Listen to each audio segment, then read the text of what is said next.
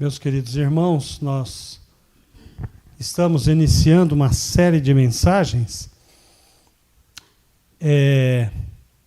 Nós terminamos sobre o Espírito Santo, os dons do Espírito Santo, e começamos hoje uma série de mensagens no livro de Êxodo, no livro do Êxodo. Então eu quero convidar você a abrir a sua Bíblia no livro do Êxodo. Pastor, onde fica Êxodo? Logo depois de Gênesis.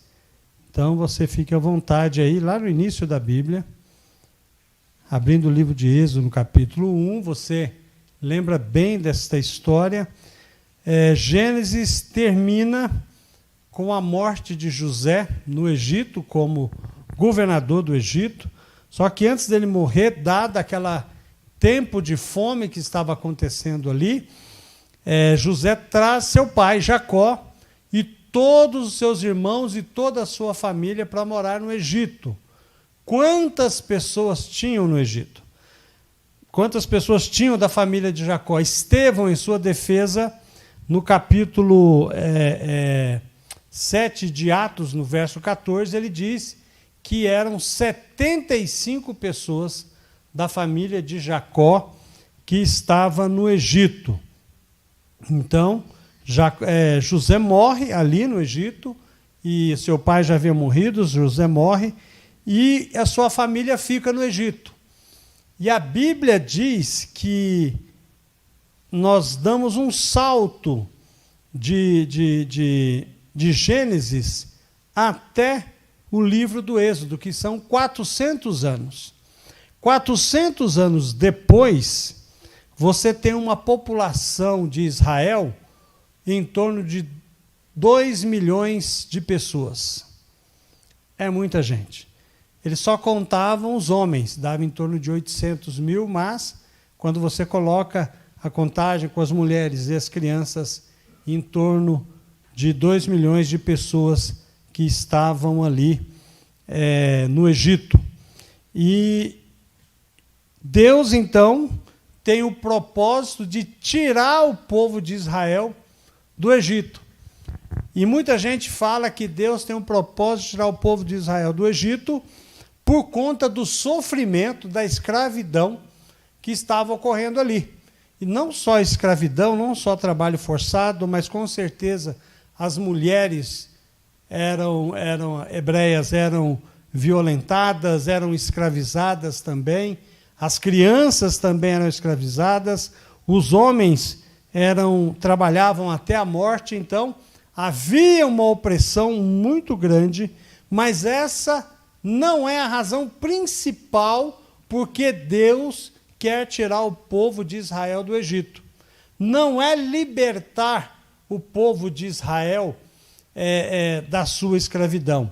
O cumprimento que Deus quer dar, libertando o povo de Israel, é a aliança firmada com Abraão, Isaque e Jacó, que está descrita em quase todos os capítulos do livro de Gênesis.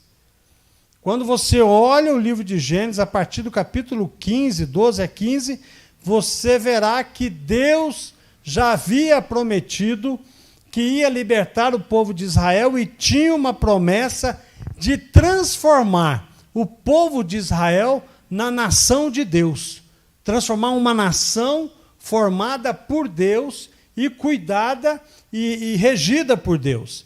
Por isso que, quando você vê que Moisés, no capítulo 32 do livro de Êxodo, no capítulo 32, verso 13, ele clama a Deus e lembra a Deus para que Deus possa cumprir essa promessa.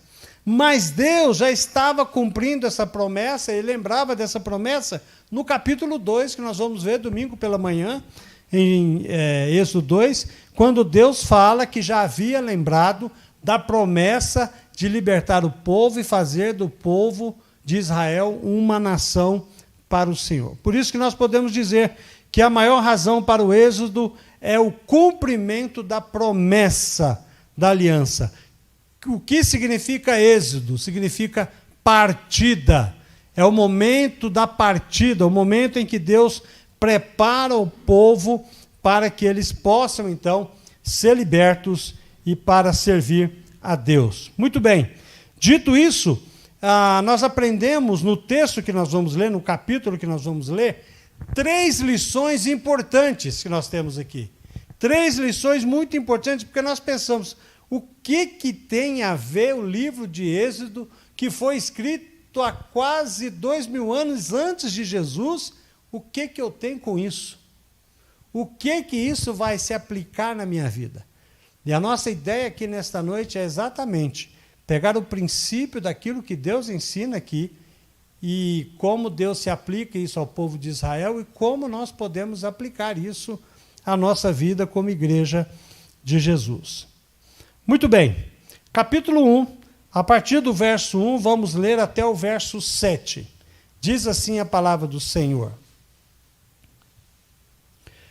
São estes os nomes dos filhos de Israel que entraram com Jacó no Egito, cada um com a sua família. Rúben, Simeão, Levi, Judá, Issacar, Zebulon, Benjamim, Dan, Naftali, Gade e Azer, todos descendentes diretos de Jacó, foram 70. José, porém, já estava no Egito. Com o tempo morreram José, todos seus irmãos e toda aquela geração. Mas os filhos de Israel foram fecundos e aumentaram muito, e multiplicaram e se tornaram extremamente fortes, de maneira que a terra se encheu deles. Nesse meio tempo, levantou-se um novo rei sobre o Egito, que não havia conhecido José. Muito bem, o que nós temos aqui é o cumprimento da promessa que Deus dá ao seu povo, lá no capítulo 15 de Gênesis, quando Deus vai falar com o seu povo e vai dizer o que vai acontecer com o povo de Israel. No capítulo 15, a partir do verso 12. Veja só. A partir do verso 12. Ao pôr do sol, um profundo sono caiu sobre Abrão, e grande pavor e densas trevas tomaram conta dele. Então o Senhor lhe disse: fique sabendo com certeza que a sua posteridade será peregrina em terra alheia, será reduzida à escravidão e será afligida durante 400 anos. Mas eu castigarei a nação que os escravizar. Depois eles sairão com muitas riquezas, e você virá para junto de seus pais em paz. Será sepultado em boa velhice. Na 4ª geração voltarão para cá, porque a medida da iniquidade dos amorreus ainda não se encheu. O que então nós temos aqui? Nós temos em Gênesis Deus falando que a descendência de Abrão seria muito grande e que ela seria escravizada em terra estrangeira, mas que Deus iria libertar esse povo. E libertando esse povo, então, quando você olha aqui, a primeira lição que nós aprendemos aqui, que Deus se apresenta como um Deus que cumpre a sua promessa. Quando nós olhamos o texto e olhamos a forma que o crescimento foi de forma tão grande no Egito, que o número de israelitas, como eu já disse, era de quase 2 milhões. Era muita gente. Muita gente, então, cresceu, e isso prova que Deus está fazendo o quê? Deus está controlando a história. Deus sabe o que está acontecendo, Deus está atento, Ele não é pego de surpresa. Muitas vezes nós pensamos que tudo o que aconteceu foi com o povo de Israel, foi propósito de Deus para cumprir a sua vontade. Então, quando nós olhamos a história do povo de Israel, nós aprendemos uma lição muito importante, que é assim como Deus cumpre a sua promessa com o povo de Israel, esse povo de Israel que, quando Jesus vem, transforma esse povo em igreja de Jesus, porque aí então não só o povo de Israel, mas todos que receberam Jesus como Salvador e Senhor da sua vida, pode crer nas suas promessas e saber que, da mesma forma como Deus cumpriu as suas promessas com o povo de Israel, Deus agora quer cumprir a sua promessa para com a sua igreja. E isso é interessante, porque eu e você, que somos servos de Deus e servimos a Jesus, nós temos que entender uma coisa muito importante: não existe coincidência na vida do crente. Não existe algo que é pego, como eu disse, Deus não é pego de surpresa. Não existe algo que você possa fazer que talvez você pense assim: puxa vida, eu decepcionei a Deus. Deus apostou suas fichas em mim, vamos dizer assim, a grosso modo, e eu decepcionei a Deus, eu pequei, eu caí. Você nunca vai decepcionar Deus, porque Deus nunca será pego de surpresa. Deus sabe da minha vida o que aconteceu, o que está acontecendo e o que vai acontecer. Os meus dias e os seus dias estão contados nas mãos de Deus. Ele sabe o nosso final. Deus é um Deus que anda na eternidade, não tem tempo para Deus. Ele pode estar aqui, ele pode estar no passado, ele pode estar no futuro, aonde ele quiser. Deus não está preso a esse espaço e tempo que nós estamos. Então nós nunca decepcionaremos a Deus, porque Deus não pode ser pego de surpresa. Por isso, nós podemos descansar em Deus, porque Deus está no controle da nossa história.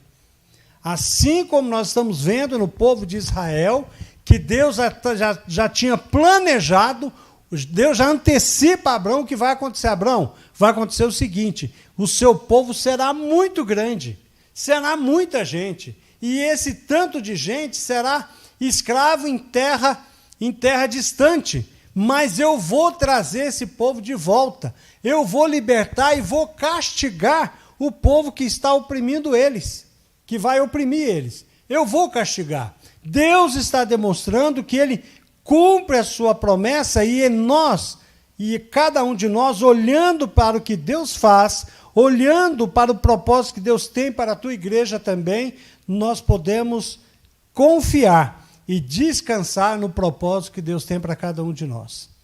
Se eu e você estamos aqui, e se você está ouvindo esta mensagem, saiba que Deus tem propósito na sua vida. E Ele quer cumprir o propósito dele a partir do momento em que nós abrimos o nosso coração e permitimos Deus fazer a obra que Ele quer fazer em nossa vida. Segunda lição que nós aprendemos nesse texto: Deus está no controle da situação, mesmo em meio à opressão. Veja só o que diz o texto a partir do verso 8 até o verso 14. Nesse meio tempo, levantou-se um novo rei sobre o Egito, que não havia conhecido José. Ele disse ao seu povo: eis que o povo dos filhos de Israel é mais numeroso e mais forte que nós. Vejam, precisamos usar de astúcia para com esse povo, para que não se multiplique e para evitar que, em caso de guerra, ele se alie aos nossos inimigos, lute contra nós e saia da terra. E os egípcios puseram sobre eles feitores de obras para os afligir com trabalhos pesados. E assim os israelitas construíram para Faraó as cidades celeiros de Pitom e Ramsés. Então nós temos aqui, verso 12: mas quanto mais os afligiam, tanto mais se multiplicavam e tanto mais se espalhavam, de maneira que os egípcios se inquietavam por causa dos filhos de Israel. Então os egípcios com tirania escravizaram os filhos de Israel e lhes amargaram a vida com dura servidão, prepararam barro, fabricaram tijolo e fazer todo tipo de trabalho no campo. Todo este serviço lhe era imposto com tirania. Veja só, José, quando foi para o Egito, foi uma bênção para o Egito. Só que o tempo passa. A gente morre, a vida passa, e daqui uns anos a gente nem lembra mais da história de José. E foi assim com o povo do Egito. Na verdade, o Egito em si deveria, provavelmente eles sentiram vergonha de ter um rei, um governador, como um povo de Israel, que era um escravo, né, e sendo abençoado por Deus. Mas o fato é que esse novo rei não se lembrava nem da história. Passou 400 anos. 400 anos em que o povo de Israel estava ali, e esse rei, como tanta gente antes dele também, já não lembrava da história de José. Mas o fato é que ele estava com medo do povo de Israel, e ele então vai agir de que forma? Traiçoeiramente. De forma traiçoeira, ele coloca carga pesada e escravidão em cima do povo de Israel. Mas é interessante que mesmo colocando carga, que mesmo afligindo, quanto mais o povo era afligido, mais eles se multiplicavam e espalhavam. Olha a promessa de Deus aqui. O povo se fortalecia. Quanto mais o povo era afligido pelo faraó e pelos seus feitores, mais o povo de Israel crescia. E aqui é interessante que Deus permite esse sofrimento. Deus permite esse sofrimento. Porque Deus quer preparar um povo para algo maior.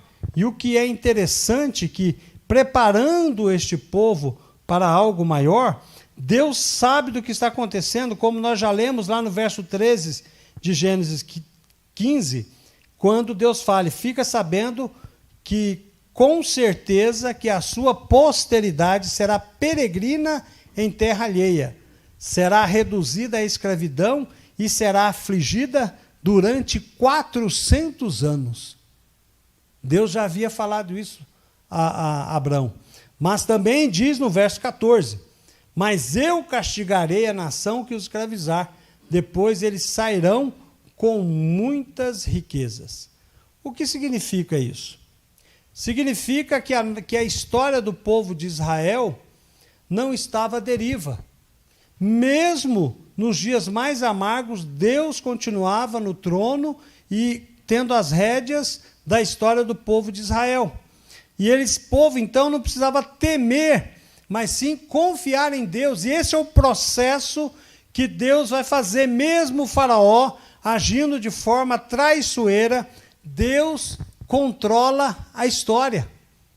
Mesmo ele fazendo com que o povo fosse afligido, Deus olhando para aquilo, Deus vai olhar aquela situação e vai dizer: olha, faraó está fazendo exatamente o que eu quero que faça.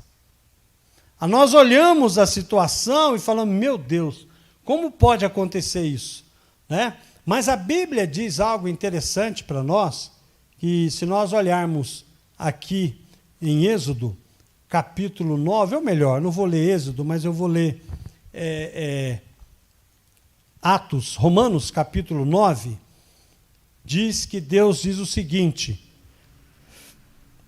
Romanos capítulo 9, no verso 17, porque a Escritura diz a Faraó, Deus falando a Faraó: foi para isto que eu o levantei, para mostrar em você o meu poder e para que o meu nome seja anunciado por toda a terra. Significa que Deus sempre esteve na direção deste mundo. Em nenhum momento os homens tomam conta e Deus perde o controle. E isso é interessante porque nós olhamos para o texto e vemos que Deus abençoa o povo de Israel, cuida do povo de Israel e está preparando o povo de Israel para sair daquela situação. Mas ele permite, porque Deus sabe que o sofrimento nos aproxima dele. Deus sabe que eu e você somos uma condição humana tão carnal, tão pecaminosa, porque, já viu aquela ideia? Existe gente que vem a Deus por amor, existe gente que vem a Deus pela dor. Eu não acredito nisso. Sabe por que eu não acredito? Porque a Bíblia diz que não há quem seja bom, não há quem busque a Deus. Paulo vai dizer isso, é só você ler o capítulo 1 e 2 de Romanos. Paulo vai dizer, olha, não tem quem seja bom, ninguém busca o bem, ninguém busca fazer a vontade de Deus, ninguém faz. Nós só fazemos quando nós somos confrontados. Nós só fazemos quando nós somos confrontados com o nosso pecado. Isso é simples. Quando você vem para Jesus, qual é a primeira coisa que você tem que fazer para você aceitar Jesus como Salvador? Reconhecer que você é pecador. Você tem que se humilhar na presença de Deus. Você tem que chorar na presença de Deus. Olhar a Deus e fazer como publicano, bater a mão no peito e dizer a Deus, tenha misericórdia de mim, porque eu não passo de um pecador. Há um confronto. Ninguém vem para Deus de alegre. Todo mundo que vem para Deus é porque passa uma experiência de confrontação da sua vida, do seu pecado. E isso se dá por qualquer situação, um problema de família, um problema de saúde, seja o que for. Mas nós, homens, naturalmente, não vamos buscar a Deus. Nós só vamos buscar a Deus quando o Espírito Santo nos toca e nos convida e nos confronta com os nossos pecados. E aí sim nós podemos tomar a decisão de receber Jesus em nossa vida ou não. Por isso que podemos confiar em Deus, saber que Deus é capaz de nos abençoar, apesar das lutas e das dificuldades. E a terceira e última lição que nós aprendemos aqui está a partir do verso 15, que é: Deus recompensa os que o temem. Veja só o que diz o texto a partir do verso 15.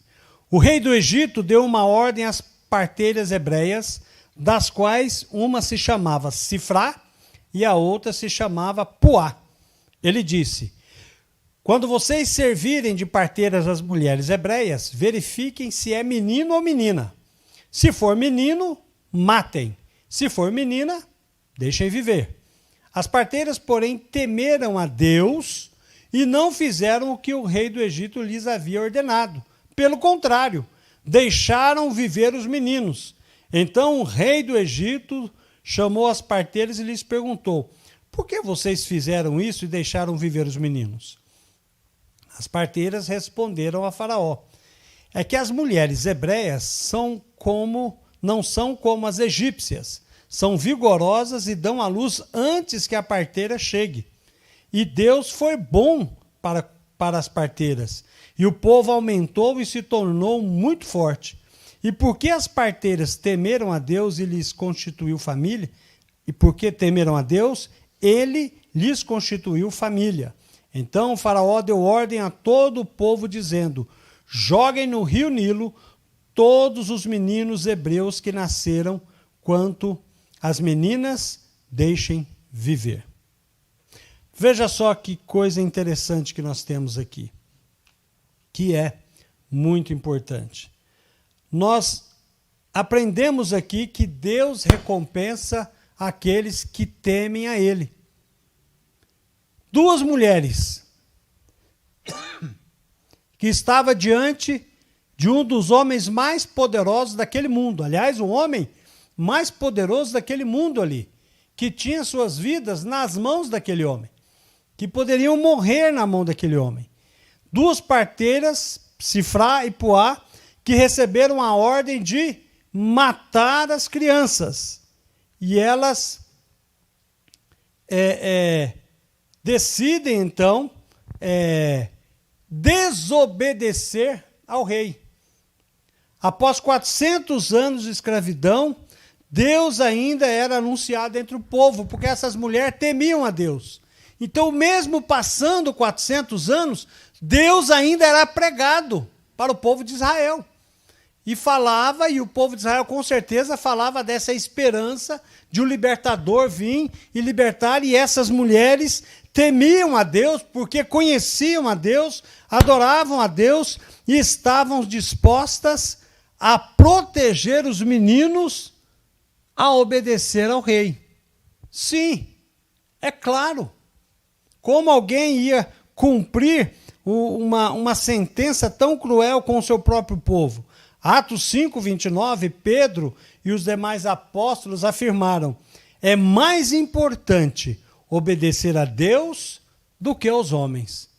É mais importante nós valorizarmos a vida do que obedecer a uma ordem para destruir as vidas. Deus recompensou essas mulheres, deu famílias, elas constituíram famílias, e aquilo, para uma mulher, numa sociedade patriarcal, era muito importante, que elas pudessem ter família. E Deus concedeu essas duas parteiras que elas pudessem, então, constituir família.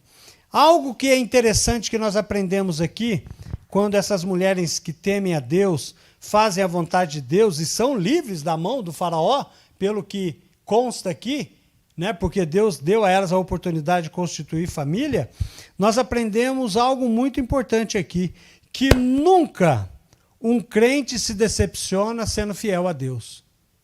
Sempre quando você é fiel a Deus, você é abençoado. Mas o contrário também é verdade. Toda vez que um crente resolve andar fora da vontade do Senhor, ele sempre vai se ferrar. Ele nunca vai ter sucesso numa vida de pecado. Porque esse não é o propósito de Deus. Sempre quando um crente resolve cometer um pecado, Deus pesa a mão sobre ele. Sempre. Sempre que você fizer algo que é fora da vontade de Deus, a mão de Deus vai pesar sobre você, e você terá prejuízo, seja em qualquer área de sua vida. Mas o fato é que você será punido por Deus, porque a Bíblia diz que a mão pesada de Deus está sobre aqueles que desobedecem a Ele. Mas, ao mesmo tempo que é uma mão de disciplina, uma mão de castigo, é uma mão de restauração. Ele pesa a mão para que a gente possa voltar para o caminho do Senhor. Deus tem bênçãos para o seu povo, guardando tanto da morte como na morte. O povo de Israel foi assim. O rio Nilo, que tragou tantas crianças, foi o mesmo que salvou a vida daquele que Deus usaria para libertar o povo de Israel, que era Moisés. O mal nunca prevalecerá contra Deus. E o mal nunca prevalecerá contra a igreja de Jesus. O próprio Senhor Jesus declara em Mateus 16, 18: edificarei a minha igreja, e as portas do inferno não prevalecerão contra ela. Assim como Deus trabalhou para libertar o povo de Israel da escravidão no Egito, Ele trabalha hoje para libertar as pessoas daquilo que as escravizam. Da mesma forma que nós precisamos olhar para Deus, saber que Deus teve um propósito de libertar o povo de Israel, Deus também tem um propósito de libertar aqueles que estão perdidos, aqueles que estão nas garras do diabo, mas também continuar libertando a igreja de Jesus. Sim, pastor, mas a igreja de Jesus já não está liberta? Deus diz, e o Senhor Jesus nos diz, que conhecereis a verdade vos libertará. A verdade é uma pessoa. Sabia? A verdade não é uma situação, não é um estado, não é uma posição, não é um estilo de vida. A verdade é Jesus. O que ele diz para nós em João 14,6? Eu sou o caminho, a verdade e a vida. Por isso que nós precisamos conhecer a Jesus. Quanto mais nós conhecemos a Jesus, mais as cargas dos pecados vai sendo tirada das nossas costas. Quanto mais nós conhecemos a Jesus, mais o Senhor vai nos libertando daquilo que nos prende, daquilo que nos amarra. Da mesma forma como Deus preparou o povo de Israel, está providenciando a libertação do povo de Israel, aqui no livro de Êxodo, Deus está hoje também pronto a libertar todos aqueles que estão escravizados. Todos. Nas diversas áreas. Esses dias, o vício da moda agora é o tal do tigrinho, né? Que é o tal de jogo e o tal de bet também, que está dando que fazer aí, prendendo um monte de gente aí por causa de irregularidades. Mas são coisas... Um dia desse eu vi uma reportagem que uma menina de 13 anos já estava enforcada com tanta dívida com esse tal do tigrinho aí, que é um joguinho que eu não sei o que é, também nem quero saber, porque isso traz a destruição da família. Né? Quanto tantas casas de apostas agora que as pessoas estão escravizadas, e eu não me assustarei de forma alguma se tiver crente envolvido com essas coisas aí, sendo escravizados com isso aí.